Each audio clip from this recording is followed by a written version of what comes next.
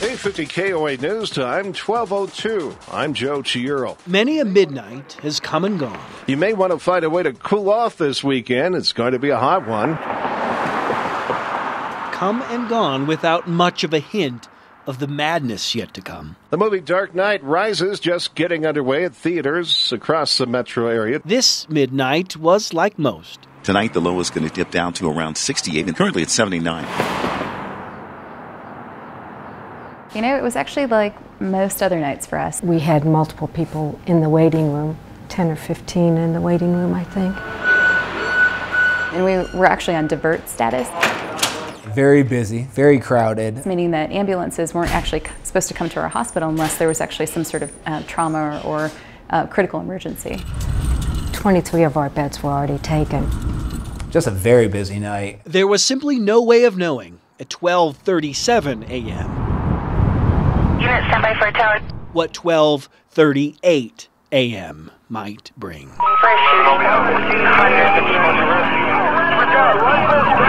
to start taking some of these victims via car. I got a whole bunch of people shot out here, no rescue. Just let me know what hospitals you're taking them to so we can give them a heads up. And he actually had said mass casualty settings. They're telling me at least 5. Shots fired over at the movie theater. This is actually something very, very different than what we've ever experienced. This is serious. What can I do? Where do you need me? And I think that's one of the things we all said was that we just shifted into gear. Police cruisers became impromptu ambulances. Yeah, load them up, get them in cars, get them out of here. As they sped away from the scene. University of Colorado Hospital's ER, already technically full, received its first patient at 1:06 a.m. So all we saw was just the police car pulling up into the ambulance bay, and then another one, and then another one. And I'm like, this is not good. Sir, unfortunately, no, we're using any available hospital at this point. My colleagues who've been in war had said it's actually very similar to what you would see in kind of a battleground, actually. I held a abdomen in my hand and I was like, what in the world is going on? Do I have everything I need to save this person's life? The fact that the police brought him in, that saved time. Getting him up to OR saved time. A trauma room designed for 2 patients held 4. Things were going full gear. A hallway designed for 0 patients held half a dozen. One patient urged Becky Davis to take care of other patients. And I'd stop by and I'd tell them, sorry, you're in the hallway. We're going to get you, you're going to get taken care of. Davis, the ER's charge nurse seen in this surveillance photo, was the director of a production without precedent. It just was a constant work in progress. And I'm thinking, Suzanne Sortman, does the blood bank know? Do I have enough housekeepers? Do I have enough instrument techs? helped prep 6 operating rooms. I actually think it's still soaking in. I'll have days and periods of time when I'll say, wow, I can't believe this just happened. A hospital that normally receives 1 or 2 gunshot victims a week received 15 gunshot victims in less than an hour. This one had shotgun pellets everywhere. So we had gunshot wounds to the head, to the neck, to the belly, to the chest, people with like guts hanging out. There was one kid that asked, he had to go to surgery, and I explained to him it was going to be a little bit because, we'd already just sent 4 people to the operating room, and he asked me if he was going to die. And I was like, you're not going to die, you're going to make it through it. And one by one, doctors, nurses, EMTs, surgical techs, paramedics, people trained to save lives, saved life after life after life. And I think, the process of grieving has been really challenging for us in the emergency department because we're hardened folks, right? We're used to seeing anything and everything. And I think that night has kind of broken a lot of us in a way. Why? I think that's the biggest question for me is why. Why?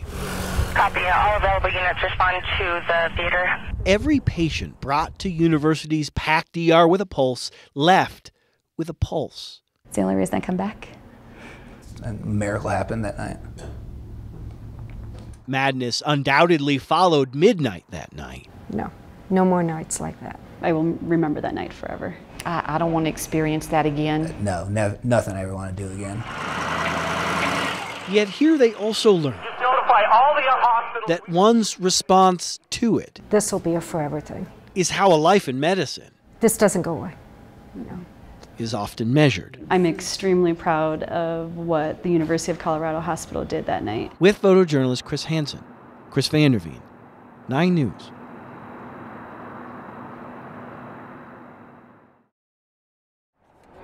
Stories. Yeah, I got way too many, man. They've all got their stories. I can fill your head up for days. Endless, countless tales of the passengers of yore. And some good, some bad. Yet this story. Yeah, it was a trip, man. Daryl Giese story. I'm like, I am so freaking dead, it's not even funny, you know? Has nothing to do with a fare. And I was like, oh my God, they're not gonna stop. From Colorado's news leader. Welcome to 96 AM. I-225. It is Wednesday, December the 12th. It's 12/12/12. And Parker Road. First, though, happening right now, a couch is causing some major traffic problems. One couch. Oh, it just keeps getting worse, guys. 2 semis and a cab. 2 semi-trucks and a taxi. Daryl Giese's cab, to be precise. I looked in that rear view and I saw these 2 semis coming at me full speed, tires locking up. Oh my God, I could hear them.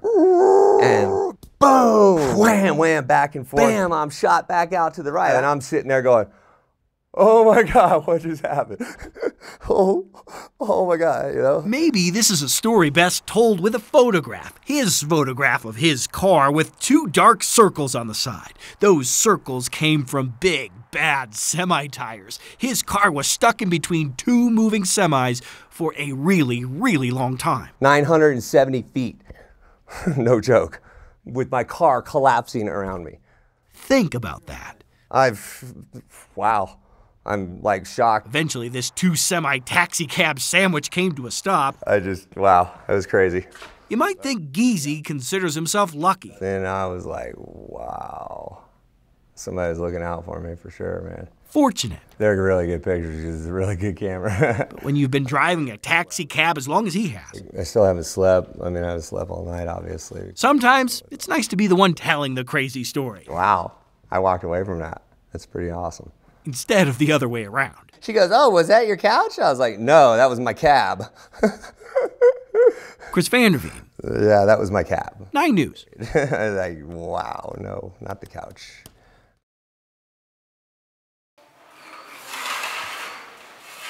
We're going to live a long, happy life together. We remember what we can, try when we might. This is where it starts. This is where it all starts right here. And live, hopefully, where we can love. Oh, we have lighting fixtures. This is where Nick and Jamie Orchowski Those are really nice. plan to live and love. Holy smokes. And remember what it means to try once more. Oh, she's everything. So she's my best friend. Yeah, I mean, she's my wife. She's my partner in crime. Oh, she definitely pursued me. No, you definitely pursued me. She definitely pursued me. No, yeah. It's pretty equal. Yeah, it kind of just fell into place how it did. Fell into place. It was 2004. No ceremony, no family, just a courthouse and a judge and a promise. That was one thing that I made him promise me, was that we would have a wedding, because I wanted my dad to walk me down the aisle. And I was like, I don't care how big it is, I just have to have an actual wedding. And we agreed that when he got back, it would happen. And then 5 weeks later, in the country of Iraq, attacks in Iraq this weekend have claimed something else happened. Then everything changed.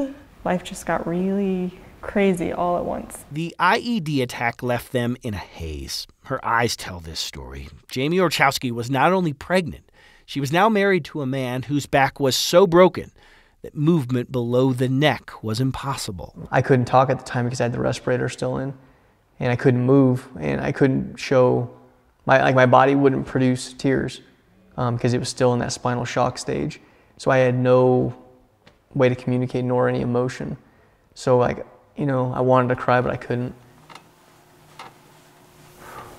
Clearly, something happened for the better over the last 8 years. Sure, the right arm needs work, but the rest of his body is doing okay. My spinal cord didn't sever, so I started gaining function back, but they didn't know how much function. But there's a problem. His recovery is mostly the result of a fluky event during a routine surgery to clean out an infection in his spinal cord. When she did that, From what I understand, my left leg kind of just shot off the table a little bit.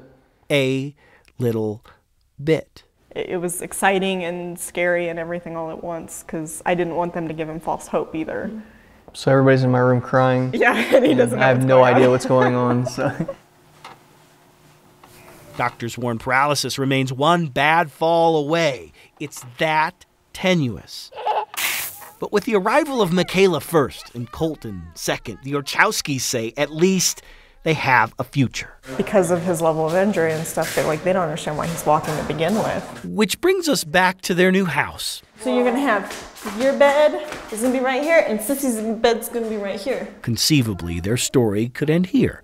But of course, there was that one thing neither Time nor Jamie could seem to forget. I promised her we would do a wedding one day. And I didn't let him forget. No, she definitely didn't let me forget about that promise at all.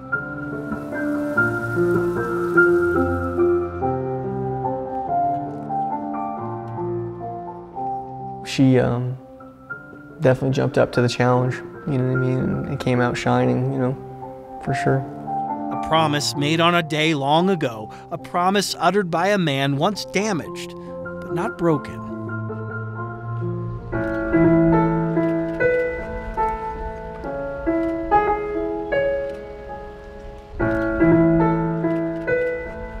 With her father by her side, Jamie Orchowski got the chance to say, "I choose you," 8 years after nearly losing you. My thought was he's alive and he's home, and that's better than my child losing their father. So, you know, it's injury or not, he's here, and that's what's important. I didn't marry him because he could walk. I married him because I love him, and I'm gonna stick by him. Cherish one another through all We remember what we can. With this ring, I pledge my life. I pledge my life. And my love to you. And my love to you. And my love to you. I now pronounce you husband and wife again. Nick, you may kiss your bride. Absolutely.